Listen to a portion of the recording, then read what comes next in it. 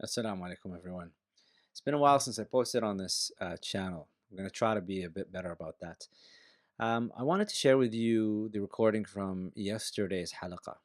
For those who don't know, I do have Al Andalus Academy, which is an online Islamic educational platform. And every week I have a live session called the halaqah. And we covered in the halaqah the hikam of Sidi ibn Ata'illah al-Sakandari, the entire set of the hikam, 264 of them, translation and commentary on it, which you can have access to at Al Andalus Academy. The link is going to be in the description. And now we're going through his other text, Kitab al-Tanwir fi Isqat al-Tadbir, the Book of Illumination in Dropping the Measure. And this book is about the divine decree, what it means, what it entails, how does it manifest, and how is the position of the believer about that. The session yesterday that we covered was the 54th session that we go through this text. We're more than halfway through it. And the theme that we covered was about dependency upon Allah subhanahu wa ta'ala and letting go of worldly attachments and what it means to actually be dependent upon Allah subhanahu wa ta'ala and to be preoccupied with Allah subhanahu wa ta'ala to the degree that you actually forget about your own sense of self, which is termed as fana, annihilation, and also your surroundings. It was a beautiful section of the book, and Sidi ibn Atala relates a few stories in it that speak about the spiritual state that someone can engage in when they delve deeper into the path like that. The important caveat with that was highlighting how that contrasts with the approach of the beloved sallallahu alaihi wasallam and what it actually means to be a balanced spiritual being as the complete human being that he was sallallahu alaihi wasallam, al-insan al-kamil. So I'll share with you the recording here, just as a bit of an insight into what happens at the halaqah, how I go through these texts. If you're interested, you can certainly go down. Link is in the description. Join us at the halaqah. I go live every Wednesday where I go through these texts. And next week, from the time of releasing this video, we have our live Q&A. So at the end of every month, the last Wednesday of the month, I have a live Q&A where I go through questions about the text itself and questions that relate to this text or previous texts or just generally any life questions that you would like to ask. It's a pretty much free-for-all session that I particularly enjoy because I learn a lot from the members at the Al Andalus Academy, and we learn a lot from each other about it through as well. So I'll leave you with the session. I hope you find it beneficial, and I look forward to seeing you over at Al Andalus Academy. Wassalamu alaikum wa rahmatullahi wa barakatuh. بسم الله الرحمن الرحيم الحمد لله رب العالمين والصلاة والسلام على سيدنا وحبيبنا محمد وعلى آله وصحبه أجمعين اللهم صل على سيدنا محمد الفاتح لما أغلق والخاتم لما سبق ناصر الحق بالحق والهادي إلى صراطك المستقيم وعلى آله حق قدره وبقداره العظيم اللهم إني أعوذ بك أن أضل أو أضل أو أذل أو أزل أو أظلم أو أظلم أو أجهل أو يجهل علي. الحمد لله. So we're continuing our text تنوير في إسقاط التدبير. And we're actually getting closer. We're now in the second half of this text, and as I continue to transcribe and translate and do all of this, it's just I can see the end of this coming through. So it's quite a beautiful thing, and may Allah grant us life and time to actually be able to complete this text and add it onto our background as well. So Sidi ibn Ata'illah now goes into another section after talking about the benefits that he highlighted and the lessons that he drew from the statement of Musa alayhi salam that Allah subhanahu wa ta'ala relates to us in Surah Al-Qasas, Rabbi inni lima anzalta ilayya min khairin faqir. My Lord, I'm indeed in poverty for what you have brought down for me in terms of sustenance and blessings. And now Sidi ibn Ata'illah goes into the next section. So he says, may Allah have mercy upon him and benefit us from his knowledge in both abodes. In Itaf, a turning, قد مضى قولنا في سر إحواج الحيوان وهذا الآدمي خصوصا إلى وجود تغذية ممدودة. So we have already discussed the secret behind the need of animals, especially humans, for a sustained source of nourishment. And this really has to do with keeping in check our misperception of our being self-sufficient. والآن فلنتحدث في تكفير الحق سبحانه لما أحوج الحيوان إلى مدد ممد له وتغذية يكون بها حفظ وجوده. So now let us speak of how the truth, the exalted, provides for the animal's need for sustenance and nourishment through which its existence is preserved. وكان هذان الجنسان اللذان هما الإنس والجن والجان خلقا ليأمرهما بعبادته وليطالبهما بعبادته وموافقته.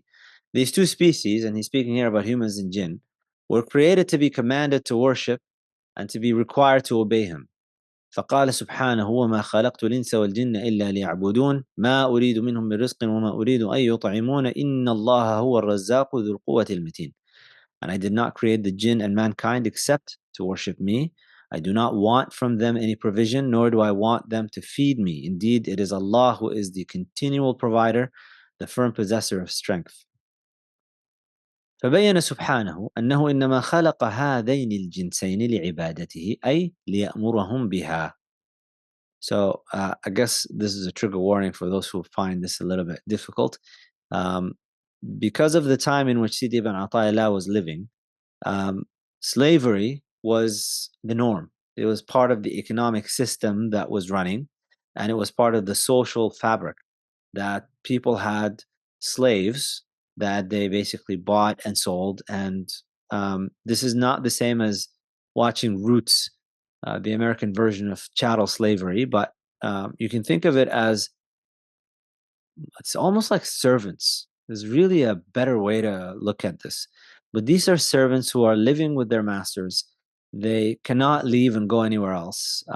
Their sustenance is the master's responsibility, but they're technically possessed by the master in an economic sense. So here, Sidi ibn Ata'illah is going to use that as an analogy. And I guess it gives you kind of an idea of how people back then would understand what it means to be abd of Allah. Meaning that you are in bondage with Allah subhanahu wa ta'ala, and you do not have the option to just go willy-nilly and do whatever you want to do. So here Sayyid ibn Ata'illah says, thus he made it clear that he created these two species for his worship, meaning that he commanded them to do so, as when you say, I bought you, O servant, to serve me. كما تقول اشتريتك أيها العبد لتخدمني أي لأمرك بالخدمة فتقوم بها. So meaning to command you a service so that you carry it out. وقد يكون العبد مخالفا مباينا ولم يكون شراؤك إياه لذلك. The servant, however, may be in opposition or defiance, but your purchase of him was for that purpose, to fulfill your tasks and needs. وإنما كان يقوم بمهامتك ولقضاء حاجاتك. وأهل الاعتزال يجعلون الآية على ظاهرها فيقولون الحق خلقهم للطاعة والكفر والمعصية من قبل أنفسهم وقد أبطلنا هذا المذهب من قبل. And then he just mentions kind of as a side comment that the Mu'tazilites mentioned that they looked at this verse and they just took it literally and said the truth created them for obedience, and disbelief and disobedience comes from themselves. We've already refuted this view previously. And you're just kind of referring us back to the point in which all acts, whether it's acts of obedience or disobedience, they are all creations of Allah subhanahu wa ta'ala. And what we do with our free will is choose as if we're choosing from a menu of actions. So nobody is generating an action from within themselves. We're choosing actions that are presented to us. And the punishment and the reward comes about from that choice that we make. And that choice, because it is a choice, it is no longer bound by time and space, because now you're exerting your will, and your will transcends time and space, which is why the punishment transcends time and space.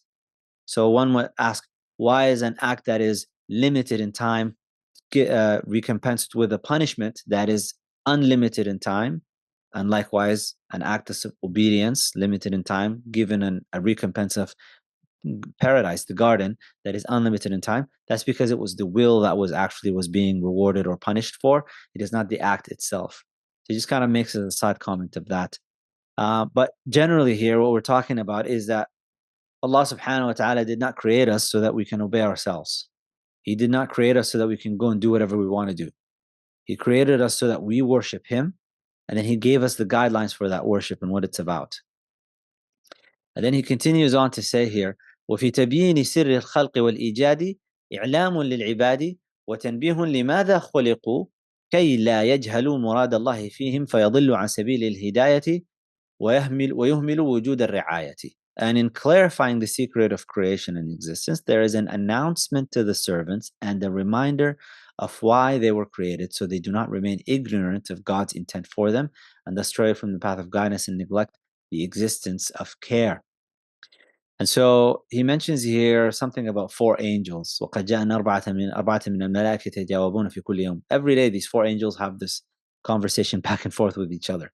So one of them says, يَا لَيْتَ هَذَا الْخَلْقِ لَمْ يُخْلَقُوا. He says, I wish this creation had not been created. And one just wonders, like, I'm sure that's what they're saying now, looking at the Zionists. يَا لَيْتَ هَذَا الْخَلْقِ لَمْ يُخْلَقُوا. I wish this creation had not been created. فيقول الآخر, so one responds and he says, وَيَا لَيْتَهُمْ إِذْ خُلِقُوا عَلِمُوا لِمَاذَا خُلِقُوا. And I wish, having been created, they knew why they were created. ويقول الآخر, and then the third says, وَيَا لَيْتَهُمْ إِذْ عَلِمُوا لِمَاذَا خُلِقُوا عَمِلُوا بِمَا عَلِمُوا. I wish, having known why they were created, that they acted upon what they knew. And then finally the fourth says, وَيَا لَيْتَهُمْ إِذْ لَمْ يَعْمَلُوا بِمَا عَلِمُوا تَابُوا مِمَّا عَمِلُوا. And I wish, having not acted upon what they knew, they repented for what they had done. فبين الحق سبحانه أنه ما خلق العباد لأنفسهم. Here Allah subhanahu wa ta'ala is just telling us, you're not created for yourself, you're not created to serve yourself, but rather خلقهم ليعبدوه ويوحدوه, to worship Him and declare His oneness. Tawheed, so this Arabic term Tawheed, if you go into the specifics of what it actually entails, it's a noun, I guess, in a sense, but there is an action involved in Tawheed. When you do Tawheed literally means making one. So you're created in this world and everything in it seems scattered and it looks like it's multiplicities. When you are engaged in an act of Tawheed, you're returning this multiplicity that you're observing with your eye, and that has having an impression in your mind as if there are separate things that are happening. You're returning them back all to the one who brought them all into existence. That's what Tawheed means. So whenever you have an anxiety about something happening, that anxiety is born out of a false perception that this thing is taking place independently and it's happening on its own and it can do something to me. When in fact, what you need to think about is, this thing looks like it's happening on its own, but in reality, it's part of the creation of Allah's, and it's part of Allah's wisdom in the way that it carries itself out. And it is contingent. So only when Allah subhanahu wa ta'ala determines for it to come about in my presence in the way that it needs to be, that's when it will come in. And whatever is going to happen to me is going to happen for my benefit, because I'm a slave of Allah's. And as long as I keep everything back to Allah subhanahu wa ta'ala and I seek His protection, I'm under His protection no matter what happens to me. And that protection, again, it's not just about what happens in dunya, but it's what happens in dunya and akhirah. فبين الحق. So this is what it means. فهذه الآية حجة على كل عبد اشتغل بحظ نفسه عن حق ربه وبهواه عن طاعته مولاه. So this verse, وَمَا خَلَقْتُ الْإِنسَ وَالْجِنَّ لِيَعْبُدُونِ, I did not create the ins and the jinn except for to worship me. This verse is proof against every servant who occupies himself with his own desires over the rights of his Lord and with his whims over the obedience of his master. You just got to remember that this entire show, this is Allah's show. And Allah created us for His sake, not for our sake. So even when we do something for ourselves and we're fulfilling the rights of ourselves, that fulfillment of our rights is also to fulfill the rights that Allah subhanahu wa ta'ala has declared for us. وَلِذَلِكَ سَمِعَ إِبْرَاهِيمُ بْنُ أَدْهَمَ. So there's one of the great awliya, Ibrahim ibn Adham. He used to be a brigand. And you see this happen a lot, by the way, in our tradition. Many of the awliya had a very, let's call it a wayward life and a wayward lifestyle prior to them becoming awliya. And in that, you should find some hope that somebody who was a brigand, who was robbing people on the road as they're traveling, this person could have his life turned around just through tawbah. and Allah subhanahu wa ta'ala can bring you close to Him. And if you have, I guess one could say, just by being present in gatherings like this, that you're doing halaqah, you're praying, you're reciting Quran, you're doing these things. If you're doing these things, all of these are glad tidings. These are signs that Allah subhanahu wa ta'ala wants you to draw near to Him. And as you increase in your knowledge and you increase in your practice of that, that brings you closer to Allah subhanahu wa ta'ala. And anything that you do that you find yourself, you've transgressed, because we're all transgressing, we're all making mistakes. You have to keep your hope alive, because shaitan comes to you and says, look at you, you're doing all of these things, and then at the same time, you're falling into this error. Fair enough. I fall into the error. I repent. I return back to Allah subhanahu wa ta'ala, and I seek for His forgiveness. Oh, look at you. You've done this same thing once, twice, 3 times, 4 times, and you keep going back to it. Just give it up. No. Allah subhanahu wa ta'ala loves those who continue to come back, even after they fall in error. وَخُلِقَ الْإِنسَانُ ضَعِيفًا. You're created weak. So you got someone like Ibrahim ibn Adham, and this is said that this was the cause of his repentance. لما خرج متصيدا هاتفا يهتف به من قربوس سرج فرسه يا إبراهيم ألهذا خلقت أم بهذا أمرت ثم سمع الثانية يا إبراهيم ما لهذا خلقت ولا بهذا أمرت. So he was out hunting. He heard a voice calling from him from the palm of his horse's saddle. O Ibrahim, is this what you were created for? Or is this what you were commanded to do? Then he heard a second time, O Ibrahim, you were not created for this, nor were you commanded with this. Next time you find yourself compelled to go to the masjid, you just find like a draw that like, I feel like I should go to the masjid. That right there, you should really take that on and just get in the car, get on the bus, and just go to the masjid. That's a hatif, that's a caller coming to you and calling you to come to Allah's house. So you've been invited. When you get that feeling like, should I go to the masjid? Don't question it. Don't linger with it. You just got an invite. You got a Hallmark card from Allah, basically, telling you, come to the masjid. I want you in my house. So whatever it is that you're doing at the time, if it is able to be delayed, delay it and just go to the masjid. فالفقيه من فهم سر الإيجاد فعمل له. وهذا هو الفقه الحقيقي الذي من أعطيه فقد أعطي المنة العظمى.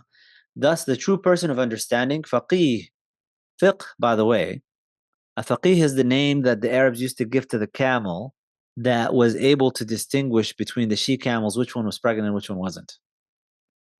In other words, it's telling you that this is something that is given to someone who is capable of perceiving subtleties. So that's true understanding. It is understanding the secret of existence and acting accordingly. This is the true understanding, and whoever is granted it has been given the greatest blessing. وفيه قال مالك رضي الله عنه, and in this Malik, regarding this, Imam Malik said, ليس الفقه بكثرة الرواية وإنما الفقه نور يضعه الله في القلب. Fiqh is not the abundance of narration, but rather fiqh is a light that Allah places in the heart.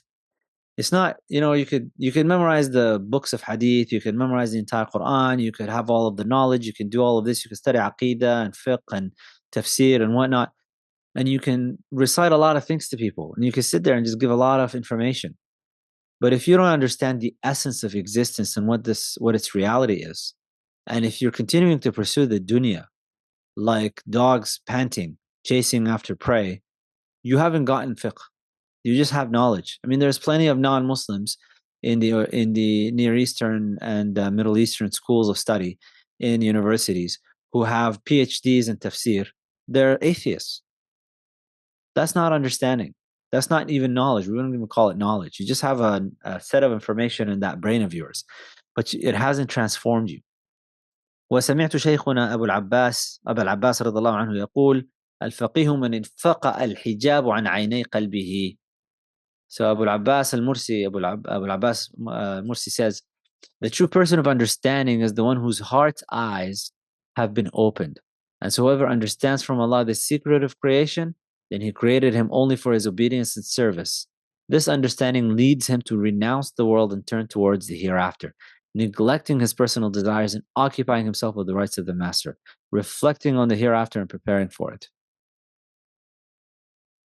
فمن فقه عن الله السر الإيجادي وأنه ما أوجده إلا لطاعته وما خلقه إلا لخدمته، كان هذا الفقه منه سببا لزهده في الدنيا وإقباله على الأخرى وإعماله الحظوظ نفسه واشتغاله بحقوق سيده، مفكرا في المعاد قائما بالاستعداد، حتى قال بعضهم: لو قيل لي غدا تموت لم أجد مستزادا. This is such I really hope that we all get to this point. This is the point in which to the point that some said, if it was said to me, you will die tomorrow, I would not I would not have anything further to prepare. Can you imagine that? This is something we should all really thinking about. Next time you're praying, the next prayer that you pray, just get into the zone, get into the space of thinking, this is my final prayer. And after this, I'm going to go meet Allah. How would that prayer be any different from any regular prayer that you do? Whatever difference that you find, that's what you need to work on to make every single prayer like that. It's like going into an exam and thinking, there's nothing else I could have done. I've studied everything, I've prepared as best as I could. There's nothing more that I could do. Whatever the result is, this is it. I can't do anything. I don't have regrets about like, oh, I could have spent an extra hour. I've done everything. I've maximized. So imagine that about dunya, all of it. That if you knew that tomorrow was the day, and I have to tell you, I have patients in the acquired brain injury unit at various age groups. They were all living their lives and going about their business. And I'm talking people from as young as 18 years old all the way up to 82 years old. So just going about their business, not really thinking much. And of course, the 82-year-old, before whatever happened to them, the stroke or the accident that they ended up with acquired brain injury with, they were thinking, my time is coming up soon, and they're just kind of trying to organize their affairs. But that 18-year-old wasn't thinking like that. And the 37-year-old wasn't thinking like that. So of all of us, how many of us are thinking, any moment that I step out of the door, any moment that I go to sleep, whatever, the next moment, I'm not guaranteed. So how am I going to change my preparation with Allah subhanahu wa ta'ala? That really puts a lot of things into perspective.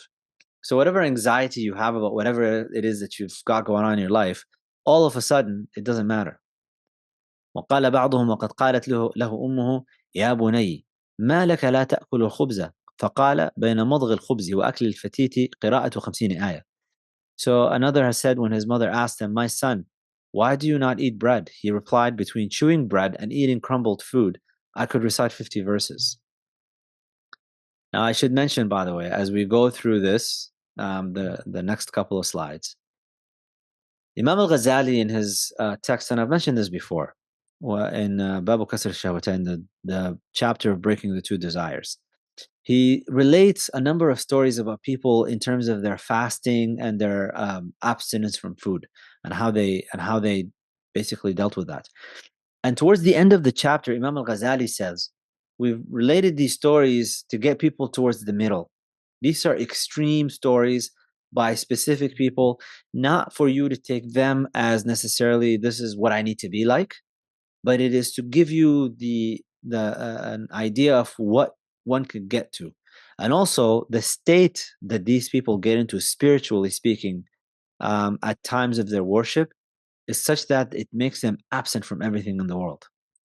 So that's what the next set of lines are about. فهؤلاء قوم أذهل عقولهم عن هذه الدار ترقب قول المطلع وأهوال يوم القيامة وملاقاة جبار السماوات والأرض.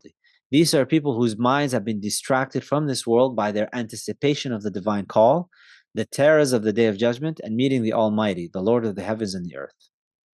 فغيبهم ذلك عن الاستيقاظ لملاذ هذه الدار والميل إلى مسراتها حتى قال بعض العارفين.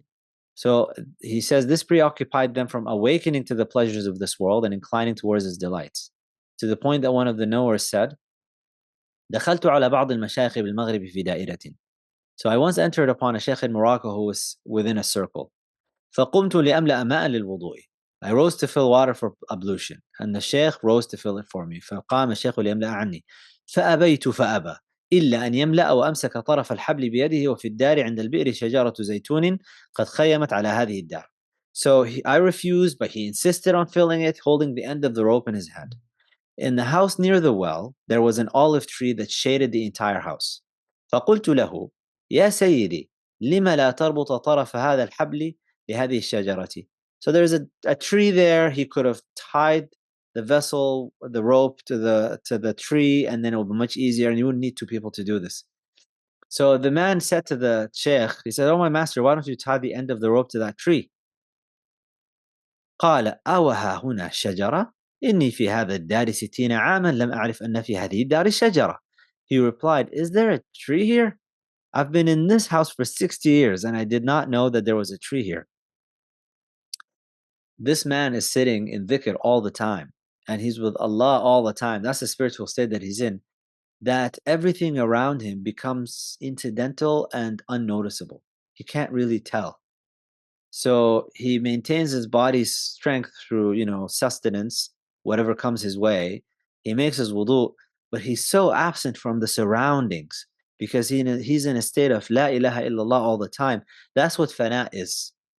That's what being annihilated from yourself is you don't recognize things around you anymore. So it's interesting. This young man is basically noting that because that's what youth is about. You're recognizing all these things and you're distracted by everything. But this sheikh, 60 years, he did not realize there was a tree above that he could have tied his thing to it, his rope to it. فافتح رحمك الله سمعك لهذه الحكاية وأمثالها. And so Sayyid ibn Atala says, so open your ears, may Allah have mercy upon you, to this story and others like it. تعلم أن لله عبادا شغلهم به عن كل شيء فلم يشغلهم عنه شيء. And you will know that there are servants of Allah who were so preoccupied with Him that nothing else preoccupied them. أذهل عقولهم عظمته وأدهش نفوسهم هيبته فاستقر في أسرارهم وده ومحبته جعل الله منهم ولا أخرجنا عنهم آمين. So he says his greatness overwhelmed their minds and his awe astonished their souls. So his love and devotion settled deep within their innermost secrets. May Allah make us among them and not remove us from their company. ومثل هذه الحكاية كان بالصعيد رجل من الأولياء بمسجد طلب منه أحد من يخدمه أن يأخذ جريدة من إحدى نخلتين كانتا في المسجد فأذن له. So a similar story is told of a man from the saints of Upper Egypt who was in a mosque. Someone who served him asked him to take a branch from one of the two palm trees that were in the mosque, and he gave him permission. فقال يا سيدي من أيتهما آخذ. So the man asked, oh my master, from which should I take? Which of these two palm trees should I take? The yellow or the red one? من الصفراء أو من الحمراء؟ فقال يا بني إن لي بهذا المسجد 40 عاما لا أعرف الصفراء من الحمراء. He replied, my son, I have been in this mosque for 40 years and I do not know the difference between the yellow and the red one. I mean, subhanAllah, to just be in a state of absence from the world to such a degree is quite incredible. ويحكى أن بعضهم كان يعبر عليه أولاده في داره فيقول من هؤلاء. This one is funny. It is also told that some of them would have their own children pass by in their homes, and they would ask, who are these people? أولاد من هؤلاء? Whose children are these? فيقال له أولادك. Then it would be said to this person, they are your children. فكان لا يعرفهم حتى يعرف بهم لاشتغاله بالله. And so he would not recognize them until they were told because of their occupation with Allah. It's just important to note here, this is not a person who's neglectful of their children. It's just that when he's engaged or when she's engaged in a state of prayer, a state of dhikr, in that moment, they become absent from everything around them to the point where even people like their own children passing across, they wouldn't recognize them because they're too immersed with Allah subhanahu wa ta'ala. وكان بعض المشايخ يقول في أولاده إذا رآهم هؤلاء الأيتام وإن كان أبوهم حيا والاسترسال في هذه اللامعة يخرجنا عن غرض الكتاب. So one of the sheikhs used to say about his children when he saw them, these are orphans, even though their father is alive. And he says Ibn Atala to continue in this glowing path would lead us away from the purpose of this book. It's just important to note that when Sayyid Ibn Ata'illah is mentioning these stories, again, just a reminder, we're talking about extreme states and not necessarily something that's the ideal. The ideal thing is to be like the beloved sallallahu alayhi wa alihi wa sallam. He sallallahu alayhi wa alihi wa sallam in the middle of his prayer. This is the highest thing. So these are interesting stories to note, and you get a lot of these things from various texts written by masters. But it's important to keep us on track with the beloved sallallahu alayhi wa alihi wa sahbihi wasallam. لَقَدْ كَانَ لَكُمْ فِي رَسُولِ اللَّهِ إِسْوَةٌ حَسَنَةٌ. In the beloved sallallahu alayhi wa sallam, in the messenger sallallahu alayhi wa sallam, we have the greatest of examples. We have an excellent example. What is the example of the beloved sallallahu alayhi wa alihi wa sahbihi wasallam? When Al-Hasan wal-Husayn, his grandchildren, would come to him when he's in the middle of prayer, and they would climb on his back when he's in sujood, he would remain in sujood. Why? Until حتى يقضي حاجته, until they fulfilled their need from him. They're playing. They have a need to play. And they found basically like a horse that they can mount. So he sallallahu alayhi wa alihi wa sahbihi wa sallam, bi abi wa ummi, he would just let them get on his back, and he would be aware of that happening while he's immersed with his Lord. He sallallahu alayhi wa alihi wa sahbihi wa sallam would be aware when he's in the middle of prayer that there is somebody in the back with an infant, a child that's crying. He would hasten the prayer for that person. That's the highest example. So yes, it's nice to hear about these stories, and sometimes you could become so lost in the middle of your prayer that you forget about your surroundings. But the highest station is to be like the beloved sallallahu alaihi wasallam, where you are aware of all of these things. Ultimately, you are in the creation of Allah, and so you have to recognize everything for what it is. They're all obeying the command of Allah. They're all acting based on the command of Allah and by the permission of Allah subhanahu wa ta'ala. And so your immersion, that's what baqa comes in.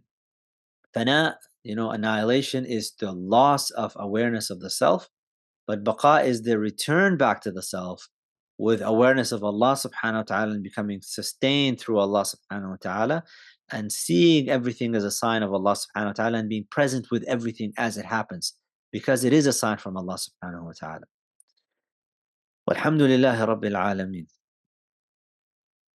I hope this was clear enough.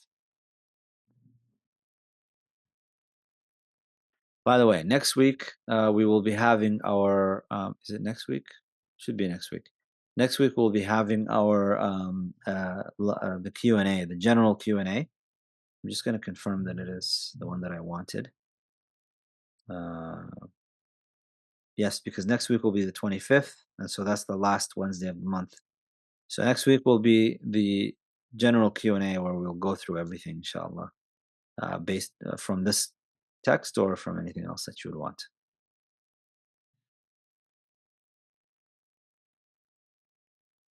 Looks like we're good, alhamdulillah. MashaAllah.